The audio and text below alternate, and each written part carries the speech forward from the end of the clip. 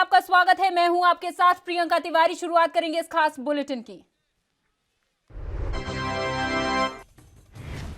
Mauritius में आज कई प्रोजेक्ट्स का हुआ उद्घाटन। पीएम मोदी और प्रधानमंत्री पी जगन्नाथ ने किया उद्घाटन। सिविल सर्विसेज कॉलेज का भी हुआ उद्घाटन।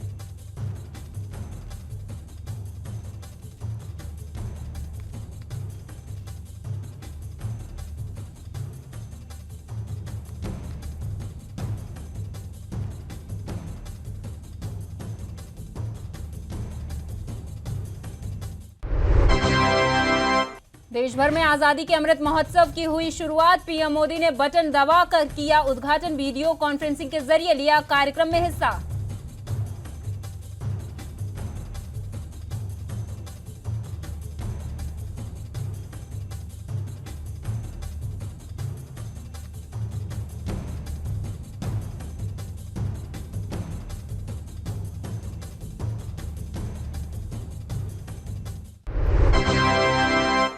उत्तर प्रदेश विधानसभा चुनाव के लिए बीजेपी ने अपने स्टार प्रचारकों की सूची जारी कर दी। स्टार प्रचारकों की इस लिस्ट में कुल 30 नाम हैं जो पहले चरण में पार्टी उम्मीदवारों को पक्ष में प्रचार करेंगे।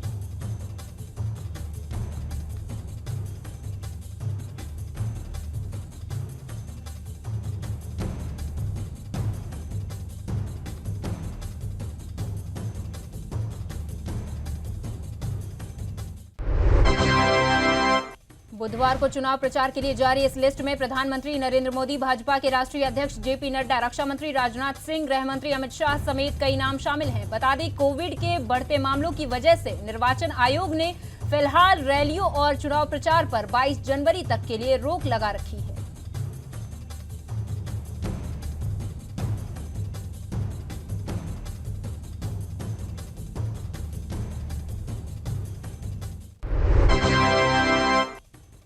सीएम योगी का सपा पर हमला। कहा, तमंचावादी मानसिकता से उबर रही पा रहे साइकिल सवार। उन्होंने कहा कि दंगाइयों और अपराधियों को टिकट देकर सपा प्रदेश में फिर से 2017 से पहले वाला माहौल बनाने की कोशिश में है, लेकिन जनता एक बार फिर इसे स्वीकार नहीं करेगी।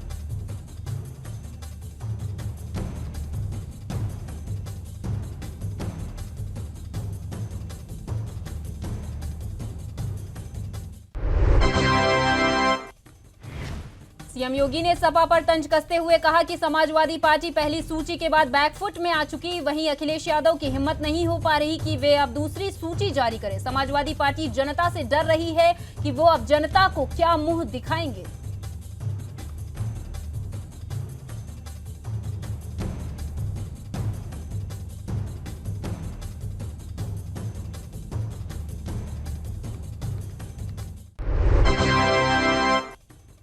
सूचना प्रसारण मंत्री अनुराग ठाकुर की चेतावनी। झूठी खबरें फैलाने वाली वेबसाइटों को किया जाएगा ब्लॉक। 20 यूट्यूब चैनल और 2 वेबसाइट हो चुके हैं ब्लॉक।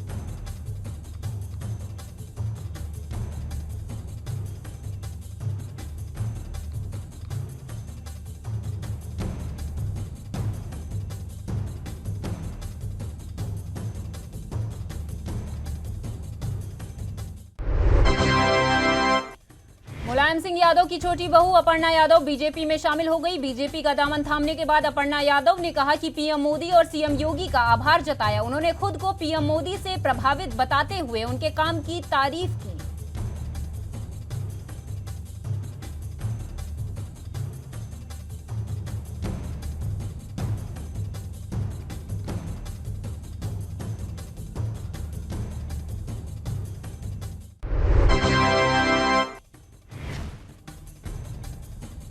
संजय निषाद ने समाजवादी पार्टी पर निशाना साधा। उन्होंने कहा कि बहू और बेटी सुरक्षित महसूस नहीं करती, इसलिए बीजेपी में आई और अब सुरक्षित महसूस कर रही।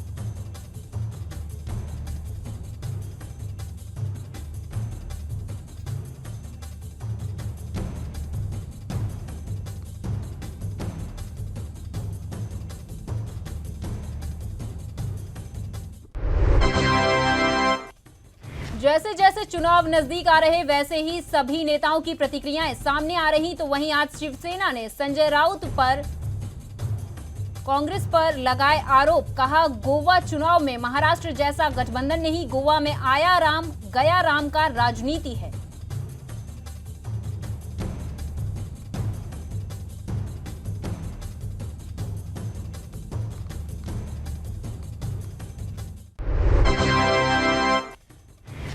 बीजेपी नेता सोम प्रकाश पंजाब में हुए ईडी के छापे पर जमकर बरसे, बोले चन्नी साहब के बहुत सारे एमएलए मंत्री गलत हैं। जब रेड हुई और वहां से 10 करोड़ रुपया पकड़ा गया तो इसको क्या कहेंगे? ईडी ने गलत नहीं पकड़ा है।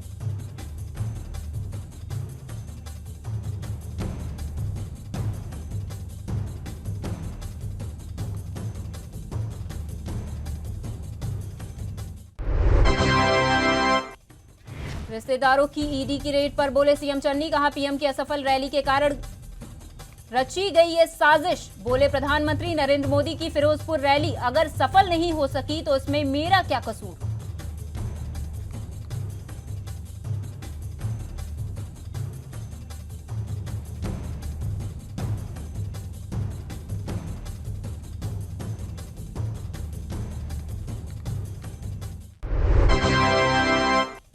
पंजाब के उप मुख्यमंत्री सुखजिंदर सिंह रंधावा ने प्रधानमंत्री नरेंद्र मोदी की सुरक्षा में सेंध को लेकर केंद्र पर निशाना साधा। कहा बीजेपी पंजाब को बदनाम करना चाहती है। बोले पूरा पंजाब सीएम चन्नी के साथ।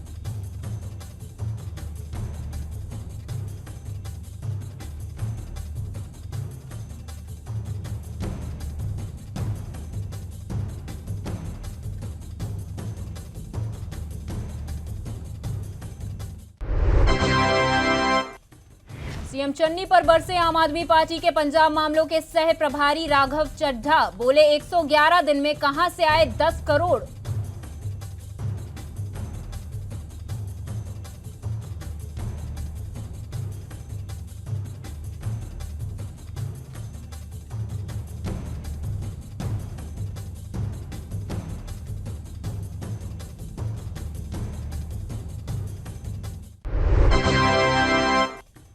जनता को लुभाने में जुटी आम आदमी पार्टी, फिर चंडीगढ़ का दौरा करेंगे अरविंद केजरीवाल। आज से 2 दिवसीय चंडीगढ़ के दौरे पर रहेंगे अरविंद केजरीवाल।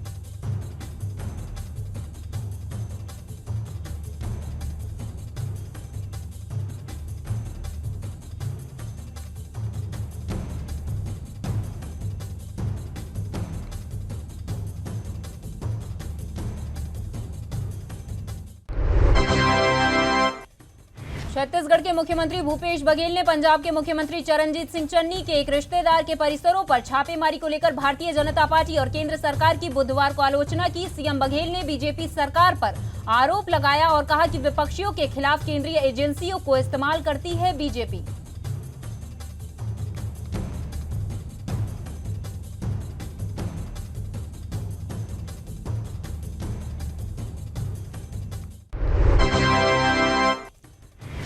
कांग्रेस ने यूपी चुनाव के लिए आज दूसरी लिस्ट भी जारी कर दी। इसमें भी 40% महिलाओं की भागीदारी सुनिश्चित हुई। इस सूची में भी न्याय के लिए संघर्ष करने वालों को जगह मिली है।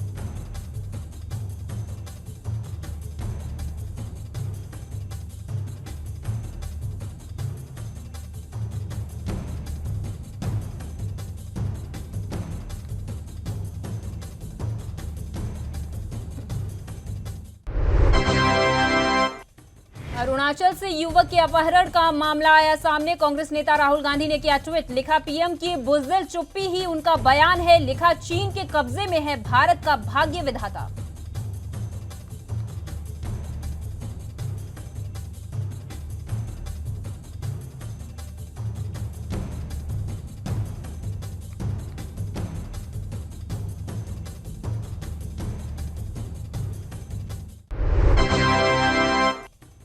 बसपा ने घोषित किए 12 अन्य प्रत्याशी। सपा बीजेपी बागी को भी बनाया उम्मीदवार। पार्टी ने 7 सीटों पर टिकटों में बदलाव भी किया। इससे पहले मायावती ने अपने जन्मदिन के दिन 53 सीटों के लिए प्रत्याशियों की घोषणा की थी।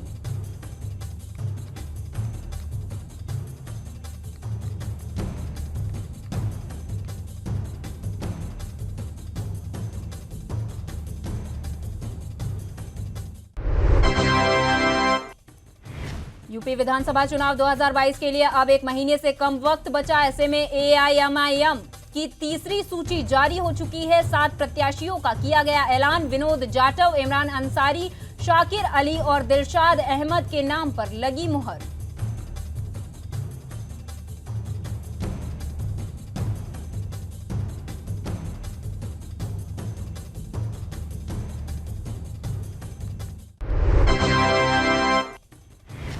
गोवा में एनसीपी और शिवसेना के साथ चुनाव लड़ने के फैसले पर एनसीपी के विधायक जितेंद्र अवाद ने प्रतिक्रिया दी। उन्होंने कहा कि महाराष्ट्र में एनसीपी, शिवसेना और कांग्रेस ने साथ मिलकर बीजेपी को बाहर रखा, लेकिन दुख इस बात का है कि कांग्रेस गोवा में इस गठबंधन को समझ नहीं पाई।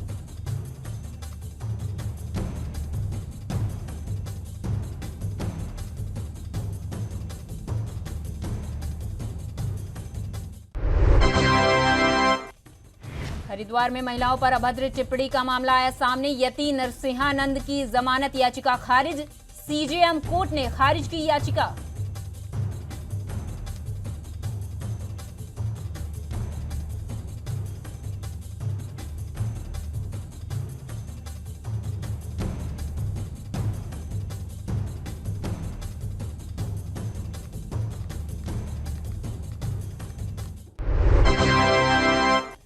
रायबरेली में कांग्रेस को लगा झटका। कांग्रेस विधायक अदिति सिंह का इस्तीफा, कांग्रेस की प्राथमिक सदस्यता से भी दिया इस्तीफा। विधानसभा अध्यक्ष और सोनिया गांधी को भेजा पत्र।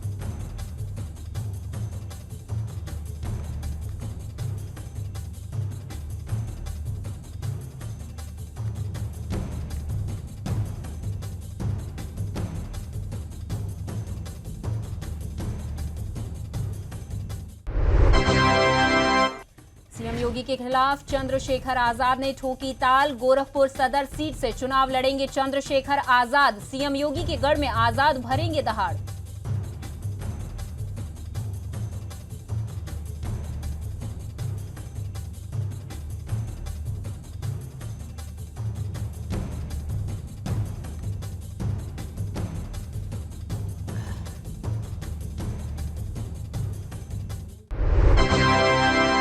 अब ठाणे पुलिस की गिरफ्त में कालीचरण महाराज। रायपुर जेल से हिरासत में लिया। गांधी जी के खिलाफ दिया था अभद्र भाषण।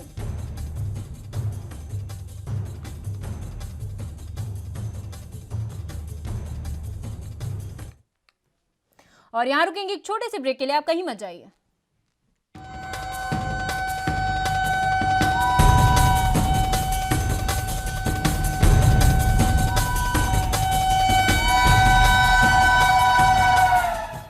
और ब्रेक के बाद आपका स्वागत है। खबरों की ओर रुख कर लेते हैं। यूपी के अलीगढ़ में बड़े भाई ने छोटे भाई की लाठी डंडों से पीटकर की हत्या। घटना के बाद हत्यारा भाई हुआ मौके से फरार। मृतक अपने खेत पर कर रहा था काम।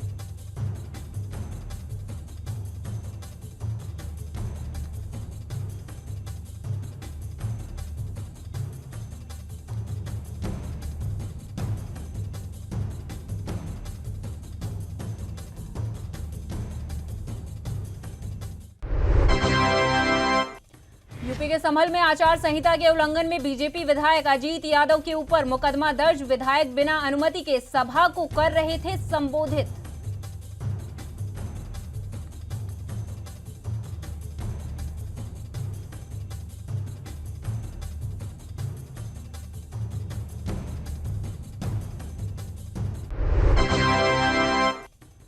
आबकारी विभाग की जिला टीम ने दसूया में ब्यास नदी के माड़ निर्वाचन क्षेत्र में छापेमारी कर अवैध रूप से चल रहे बड़ी मात्रा में अवैध शराब भट्टों और शराब को किया नष्ट।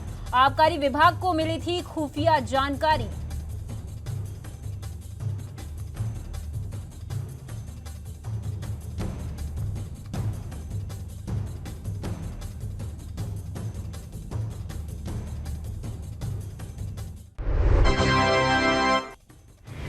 यूपी के बलिया में कोविड वैक्सीनेशन को लेकर जिला प्रशासन और स्वास्थ्य विभाग की टीमें गांव, खेतों और नदी के किनारे तक पहुंच रही। वही वैक्सीनेशन से बचने के लिए हड़िया कला गांव का एक युवक पेड़ पर चढ़ा।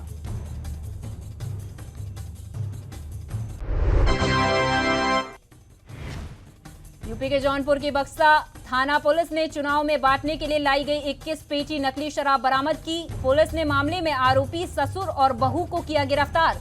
नकली शराब की अनुमानित कीमत 1 लाख से अधिक बताई जा रही।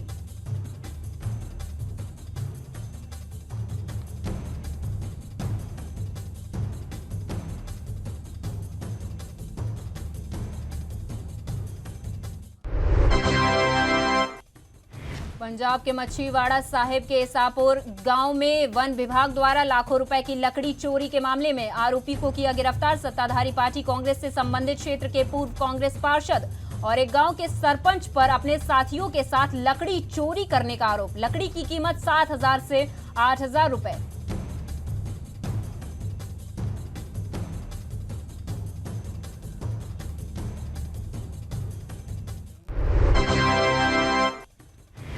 यूपी के जालौन में शासन और प्रशासन के लाख प्रयासों के बाद भी भ्रष्टाचार खत्म होने का नाम नहीं ले रहा। भ्रष्ट कर्मचारियों की वजह से लोगों तक शासन की योजनाओं का सही से लाभ नहीं मिल रहा।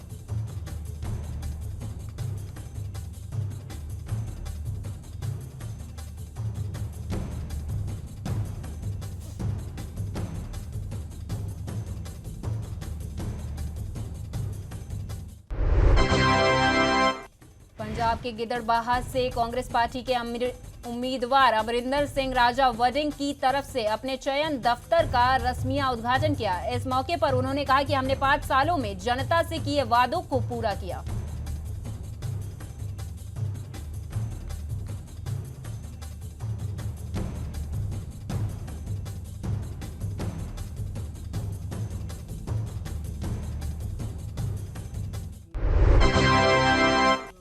शिरोमणि अकाली दल के अध्यक्ष सरदार सुखबीर सिंह बादल आज जगराव के गुरुद्वारा नानकसर में श्रद्धांजलि अर्पित करने पहुंचे। इस अवसर पर उन्होंने सचखंड साहिब में मत्था टेका और अपने पिता सरदार प्रकाश सिंह बादल के स्वास्थ्य की कामना की।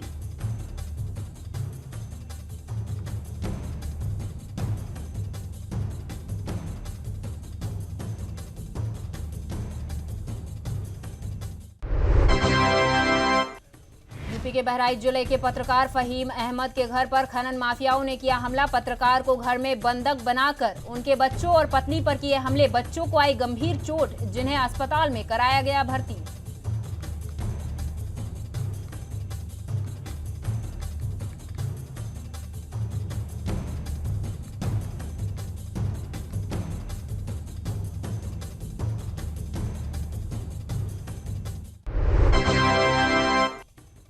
हरियाणा के अंबाला में बलाना बस स्टैंड के पास एक भीषण सड़क हादसा हुआ, जिसमें एक बाइक से बस की टक्कर हो गई। वहीं बाइक पर 2 लोगों के साथ एक बच्ची थी सवार, जिसकी मौके पर ही मौत हो गई।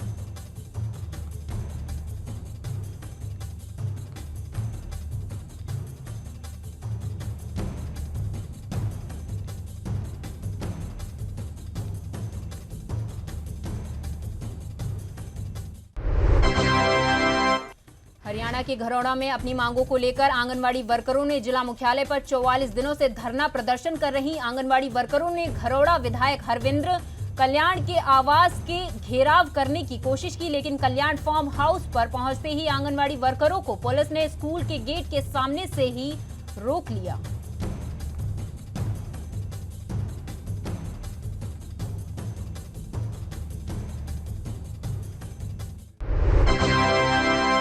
पंजाब के हल्का अमलोह से शिरोमणि अकाली दल और बसपा गठबंधन के उम्मीदवार गुरप्रीत सिंह राजू खन्ना के कैबिनेट मंत्री काका रणदीप सिंह को चुनौती दी। उन्होंने कहा कि वे किसी भी मंच पर विकास के मुद्दों पर खुलकर चर्चा कर सकते हैं। राजू खन्ना ने आरोप लगाया कि निर्वाचन क्षेत्र को विकसित करने के बजाय अपने स्वयं के निर्वाचन क्षेत्र का विकास किया है।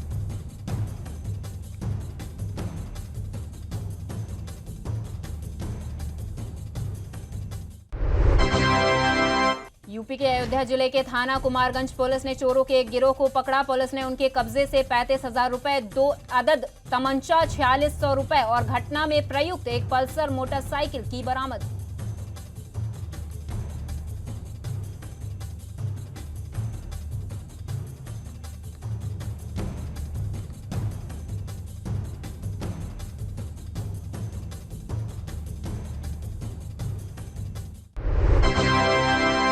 यूपी के अल्पसंख्यक आयोग के सदस्य सरदार परविंदर सिंह आज अयोध्या पहुंचे, जहां उन्होंने शहर के गुरुद्वारे में जाकर मत्था टेका। इस दौरान सिख समाज ने अयोध्या में भव्य गुरुद्वारा बनाने की मांग की।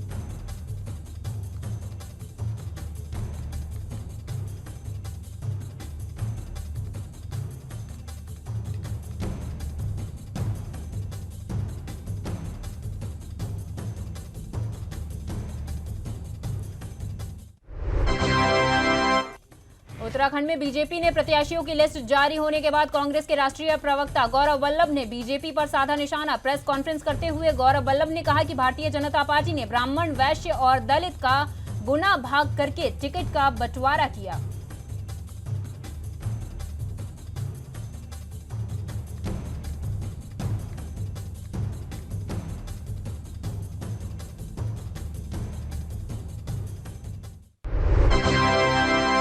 विधानसभा चुनाव 2022 को लेकर उत्तराखंड की बीजेपी और कांग्रेस पर रही गुड़ाभाग। थराली विधानसभा सीट पर कांग्रेस के कार्यकारी प्रदेश अध्यक्ष प्रोफेसर जीतराम ने कई दर्जन लोगों को कांग्रेस में किया शामिल।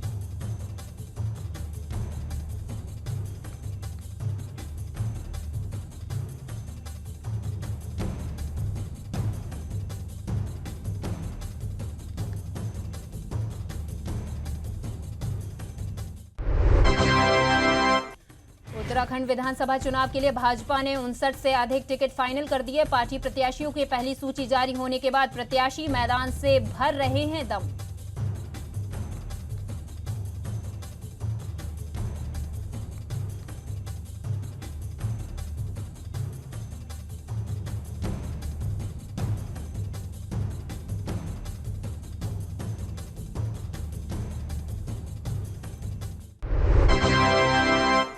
हरियाणा के यमुनानगर में लगे 4 मेडिकल ऑक्सीजन प्लांट की जानकारी देते हुए डॉक्टर विजय दहिया ने कहा कि यमुनानगर में मेडिकल ऑक्सीजन प्लांट को निजी कंपनियों ने स्पॉन्सर किया है, जिसका उद्घाटन यमुनानगर में किया गया है।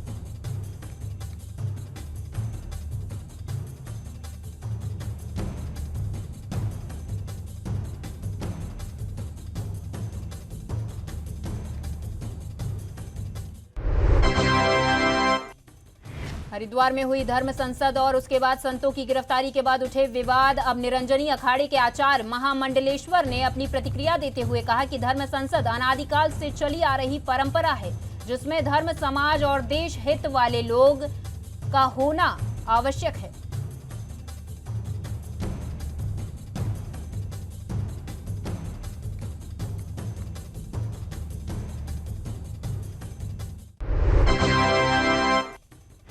दिल्ली में संक्रमण की जांच में कीमतों में भारी कटौती की है। स्वास्थ्य विभाग ने नई कीमतों को लेकर आदेश जारी कर दिया, जिसके तहत आरटी-पीसीआर जांच शुल्क में करीब 40% की कटौती की गई।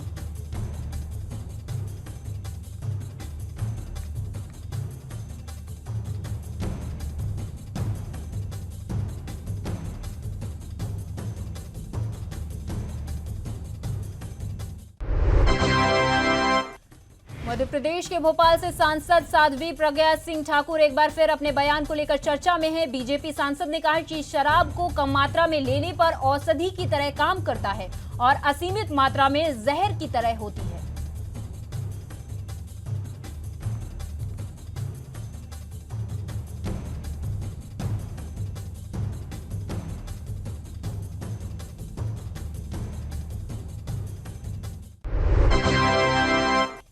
डायरेक्टर और कोरियोग्राफर रेमो डिसूजा और उनकी पत्नी को बड़ा झटका लगा है। रेमो डिसूजा की पत्नी के भाई यानी उनके साले जैसन वॉटकिंस अब इस दुनिया में नहीं रहे।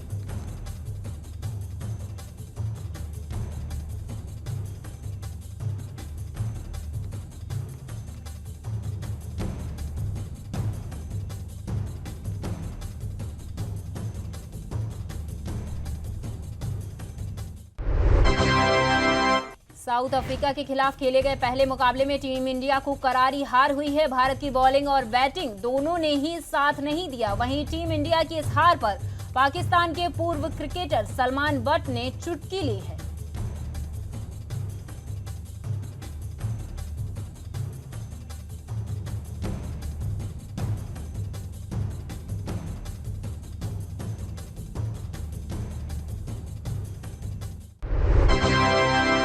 साउथ अफ्रीका के खिलाफ सीरीज में पहला वनडे हारने के बाद टीम इंडिया की नजर शुक्रवार को होने वाले मुकाबले पर है। टीम इंडिया के खिलाड़ी लगातार तैयारियों में जुटे हुए हैं।